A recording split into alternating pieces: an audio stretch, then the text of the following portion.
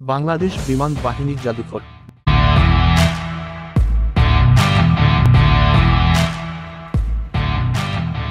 ঢাকার আগারগাঁওয়ে অবস্থিত বাংলাদেশের প্রথম বিমান জাদুঘর। বাংলাদেশ বিমান বাহিনীর গৌরবময় ঐতিহ্যের ইতিহাস, সাফল্য ও উন্নয়নের ক্রম বিকাশকে সংরক্ষণ এবং নতুন প্রজন্মের কাছে তুলে ধরার প্রয়াসে এই জাদুঘর 2014 সালে উন্মুক্ত করা হয়।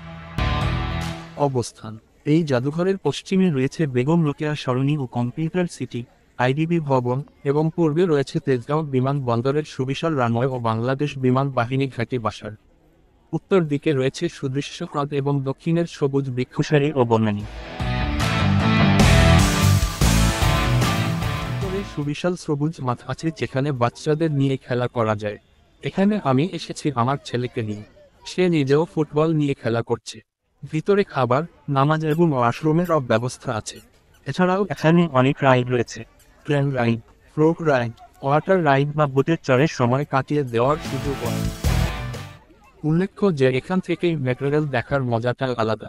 17 জুন 1987 সালে প্রাথমিকভাবে বাংলাদেশ বিমান বাহিনী জাদুঘরের গোড়াপত্তন হয়।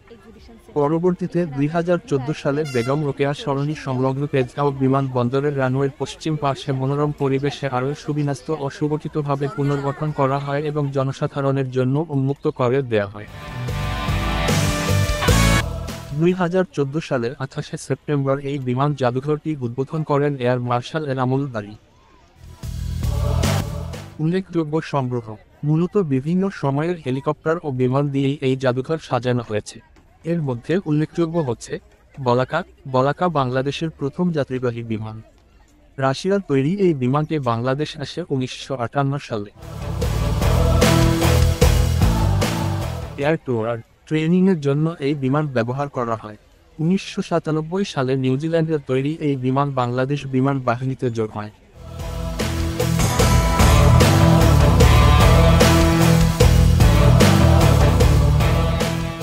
PT-6 1985 সালে চীনের তৈরি এই বিমানটি বাংলাদেশ এয়ারলাইন্সে যুক্ত হয়। ফুগাসি L-170 ফ্রান্সের 1960 সালে তৈরি করা এই বিমানটি বাংলাদেশ বিমান বাহিনীতে যুক্ত হয় 1997 সালে। গ্লাইডার বাংলাদেশ বিমান বাহিনীর আকাশ অভিজ্ঞতার জন্য জার্মানির দেওয়া এই বিমানটি বাংলাদেশ আনা হয় 1982 সালে।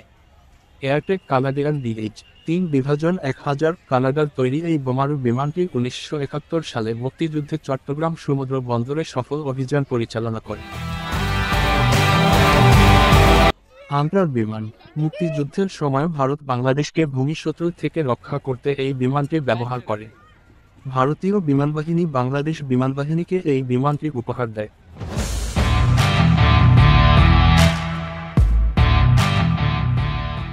ডাকোটা বিমান মুক্তিযুদ্ধের সময়কার একটি বোমারু বিমান।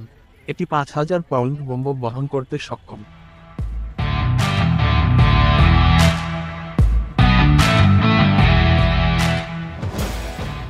এছাড়াও আছে F-5, MiG-21, জিনাক F-6, A-5-111 Chetak হেলিকপ্টারও আছে এখানে।